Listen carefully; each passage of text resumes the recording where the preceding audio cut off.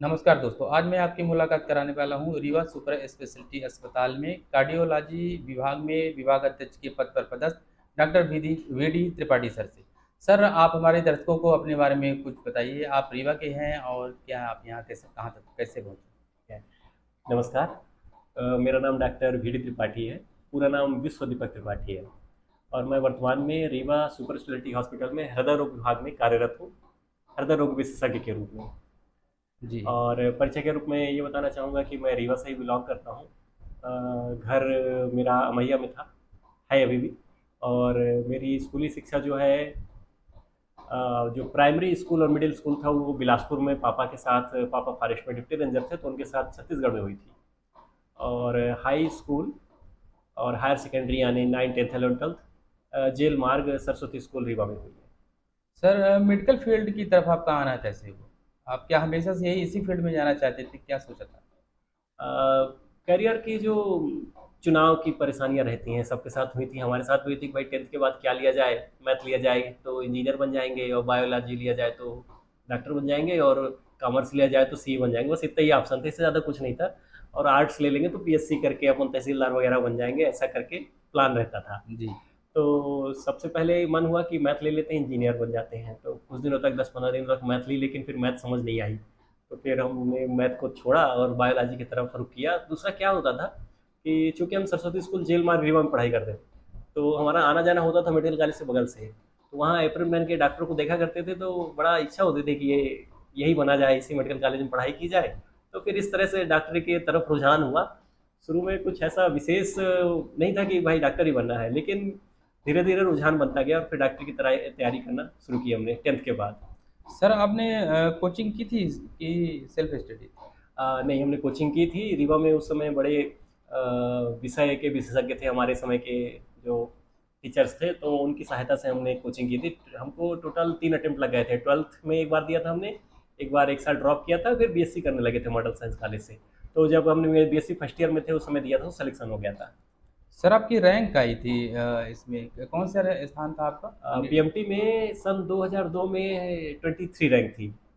Sir, फिर जब इसको कंप्लीट करने के बाद आप जब पीजी के लिए एग्जाम दिया था तब भी आपका अच्छी रैंक आई थी? तभी हमने पीजी भी फर्स्ट अटेम्प्ट हमने निकाल लिया था। पीजी हमारी 22nd रैंक थी एमपी में, और ऑल इंडिया सिलेक्शन भी था। फिर इसी तरह से डीएम भी दिया था। डीएम में भी कलकत्ता में हमने डीएम किया था और हमारी 29th रैंक थी। सर, नीट की तैयारी करने वाले जो अधिकतर युवा होते हैं उसमें से बहुत सारे बच्चे नहीं निकल पाते, 4 साल 5 साल से लगे हुए नहीं निकल पाते। आप क्या कारण मानते हैं इसका? देखिए, ये एक बहुत बड़ा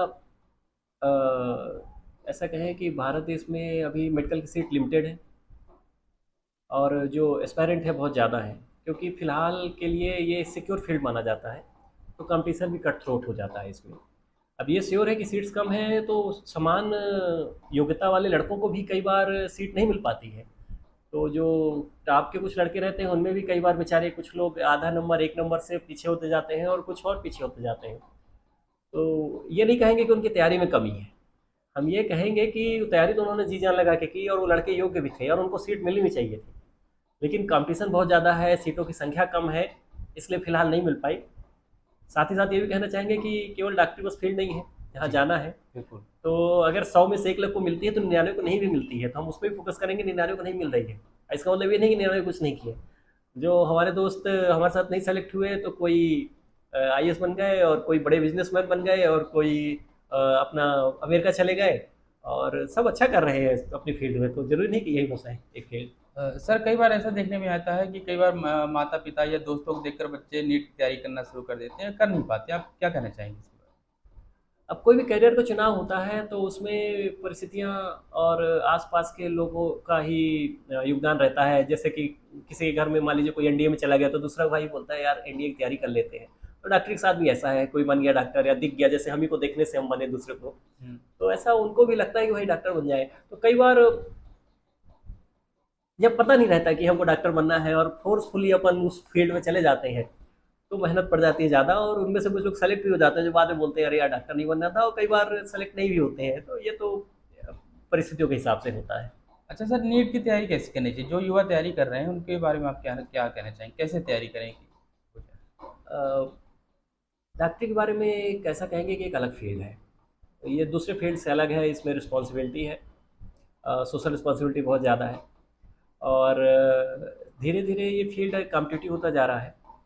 डॉक्टर बनना एक तरह से आर्मी ट्रेनिंग है, 10-15 साल आपको बड़ी मेहनत करनी पड़ेगी पढ़ाई के लिए। सिलेक्शन हो जाना बस बात नहीं है, एंट्री करने के बाद भी खूब 6 साल, 10 साल, 15 साल बड़ी मेहनत का काम रहता है। लेकिन जो इंटरेस्टेड है और इसमें आना चाहते हैं, तो ये it is one of the best field to work. काम करने में बड़ा अच्छा लगेगा। और क्योंकि साइंस से रिलेटेड है, प्रतिदिन साइंस में कुछ ना कुछ तरक्की होती रहती है। और चूँकि आप हेल्प करते हैं लोगों की, और हमने अभी हाल में एक श्लोक पढ़ा था कि आप डॉक्टरी में क्या करते हैं कि अगर आप किसी मरीज़ को ठीक करते हैं, तो उससे कई बार धन की प्राप्ति हो जाती है फीस के रूप में, कई बार धन नहीं मिलता तो धर्म की प्राप्ति हो जाती है, और धर्म की प्राप्ति नहीं होती तो ज्ञान की प्राप्ति हो जाती है, प्रैक्टिस ही है। और कई बार कुछ नहीं होता तो अच्छे दोस्त ही बन जाते हैं। तो ये इस तरह से बहुत अच्छी फील्ड है एक तरह से काम करने के लिए। तो अगर आप इंटरेस्टेड हैं तो definitely it's very good field to work with. Sir आप हिंदी मीडियम से थे, आपकी प्राथमिक शिक्षा हिंदी मीडियम में हुई, फिर आपने एमबीबीएस किया, तो भाषा का कुछ परेशानी आई आपको, हिंदी इंग्लिश ऐसा? ये तो है, शुरू में हिंदी मीडियम का होने का थोड़ी समस्या आई थी एमबीबीएस फर्स्ट ईयर में। लेकिन चूँकि आदमी एकेडमिक रहते हैं, पढ़ाई लिखाई कर लेते हैं, तो कोई व्यक्ति फिर 6 महीने साल भर में एडजस्ट हो जाता है। कि जैसे हम बंगाल गए थे तो कलकत्ता में, तो पहले हमको 4-6 महीने तो बंगाली नहीं समझ में आती थी। फिर 6 महीने बाद हम बंगाली बोलना शुरू कर दिए थे। तो कोई बड़ी समस्या नहीं है, कोई फील्ड कोई भाषा से क्षेत्र से जाए, 6 महीने साल भर में आप बिल्कुल वैसे ही हो जाएंगे। सर आप जब एमबीबीएस एमडी पढ़ाई करते तो कैसे पढ़ाई करते थे, क्या तैयारी रहती थी आपकी? क्या रहता? बेसिकली इसमें जो पढ़ाई का शेड्यूल बोलेंगे, तो हमारी एक आदत थी कि हम प्लान करके पढ़ाई करते थे। तो जो सिलेबस था, सबसे पहले हम सिलेबस को पॉइंट आउट कर लेते थे कि इतना ही पढ़ना है। फिर हम बुक फिक्स कर लेते थे कि हम इतनी बुक पढ़ेंगे, जो मेन टेक्स्ट बुक रहती थी। और उसी बुक को, हर एक कॉन्सेप्ट को बार बार पढ़ने की कोशिश करते थे। अपने दोस्तों के साथ बैठ के समझने की कोशिश करते थे, और टीचर्स के साथ समझने की कोशिश करते थे।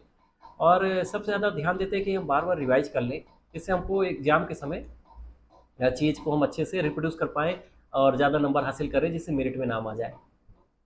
सर पढ़ाई के दौरान चूंकि एमबीबीएस की पढ़ाई कभी बोझिल भी मानी जाती है, कभी बोरियत भी लगती है, तो ऐसी स्थिति में क्या करना चाहिए? कोई पढ़ाई, अगर कोई भी कोर्स लंबा हो जाता है, डेफिनेटली बोरियत तो लगती है। लेकिन उसको ये मान लीजिए कि अगर आप एमबीबीएस में घुस गए हैं या किसी भी फील्ड में घुस गए हैं, तो उसकी बोरियत को भी उसका हिस्सा समझना चाहिए, जो उसकी अच्छाई है उसके साथ। उसको एक्सेप्ट करते हुए बीच बीच में थोड़ा मन बहलाने के लिए दोस्तों के पास गए, इधर उधर मिले जुले, थोड़ा एक्सरसाइज वगैरह किए, और फिर पढ़ाई में लग गए, जो अपना काम है। तो मतलब इस तरह से अगर पढ़ाई तो करना ही है, लेकिन अगर बोरियत से निपटने के लिए कुछ ना कुछ करते भी रहना चाहिए। बिल्कुल बिल्कुल। जी। अच्छा सर, ये कई बार अस्पतालों में ऐसा भी देखने को आता है कि चिकित्सक और परिजनों के बीच कुछ हल्के फुल्के विवाद भी होते रहते हैं, आप क्या कारण मानते हैं इसका? सबसे पहली बात, जहाँ आदमी होंगे वहाँ विवाद तो होगा, इस पे जी। तो अपन श्योर हैं। लेकिन ये जो मेडिकल फील्ड होती है, जैसे हॉस्पिटल होते हैं, हम्म। Hospital, police station, these are high sensitive zone. हम्म। मरीज आते हैं, बड़े ही परेशानी में आते हैं, और डॉक्टर्स भी वर्क करते हुए काफ़ी उसमें लोड में रहते हैं। और कई बार अपने पास रिसोर्सेज थोड़े उतने उपलब्ध नहीं हो पाते जिससे हम तुरंत से उनको सर्विसेज दे पाएँ, तो विवाद की स्थिति ज़रूर बन जाती है। अब इसमें धीरे धीरे इस पे क्या किया जा सकता है कि रिसोर्सेज बेहतर उपलब्ध हो जाएँ। थोड़ा हम लोग भी पढ़ाई लिखाई से, डॉक्टर्स भी अपने आप को काम डाउन रखने की कोशिश कर रहे हैं, मरीज़ भी, परिजन भी उत्तेजना, चूँकि वो समझने लगे हैं कि बीमारी क्या है, बीमारी में कई बार देर उपचार हो जाता है तो नुकसान भी हो जाता है, और कई बार खुद लाने में उनको देर हो जाती है, तो समझने लगे हैं अब बीमारी के बारे में।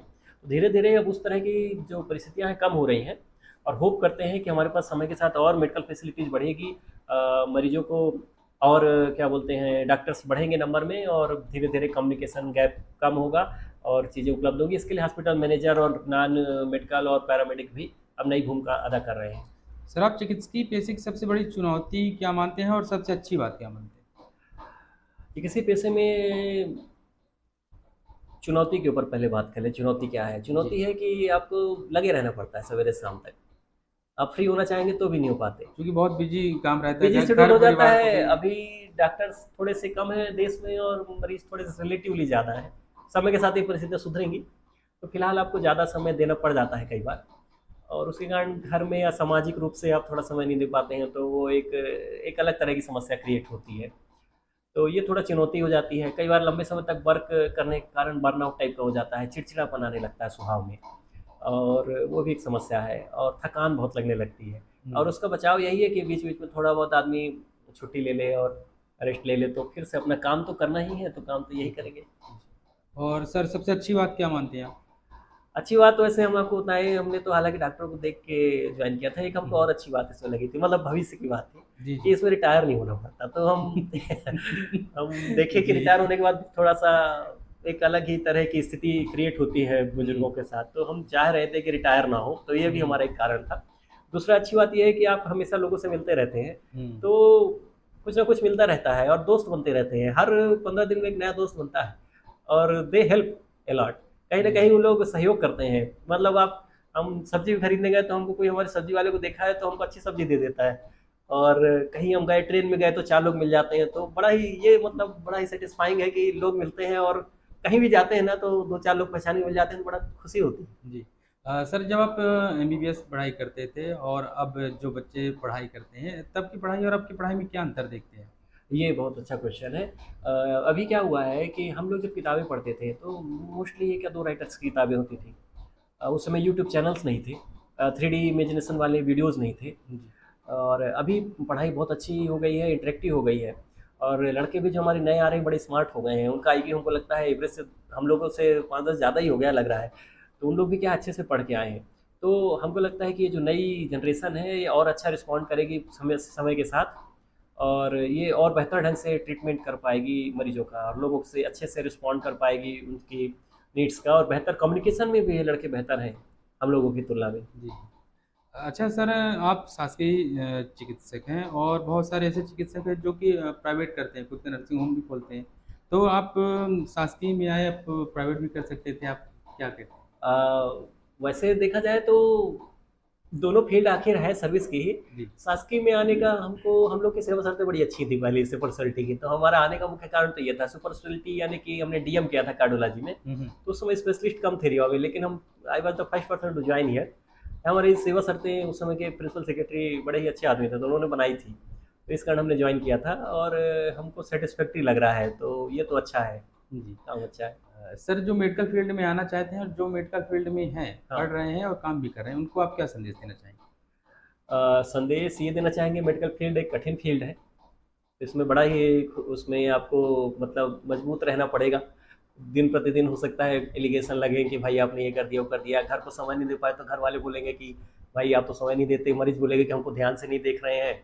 और उधर भी, और आप खुद ही अपनी, और इस सब के बाद भी हो सकता है कि आपकी खुद की समस्याएं हो, आपको कोई बीमारी हो, मानसिक रूप से आप परेशान रहते हो, तो वो समस्याओं को सबको डील करना आना चाहिए। तो सबसे पहले मान लीजिए कि एकदम आर्मी ट्रेनिंग है, जीवन भर है, और यहाँ पर एक्टिव होना पड़ेगा काम करने के लिए। लेकिन बड़ी ही अच्छी फील्ड है। एक बार आप घुस गए और आप एकदम एक्टिव हैं, मन अच्छा रखते हैं, तो आपको थ्रिलिंग एक्सपीरियंस रहेगा, डेली कुछ ना कुछ लगा ही रहेगा और जीवन अच्छा चलेगा।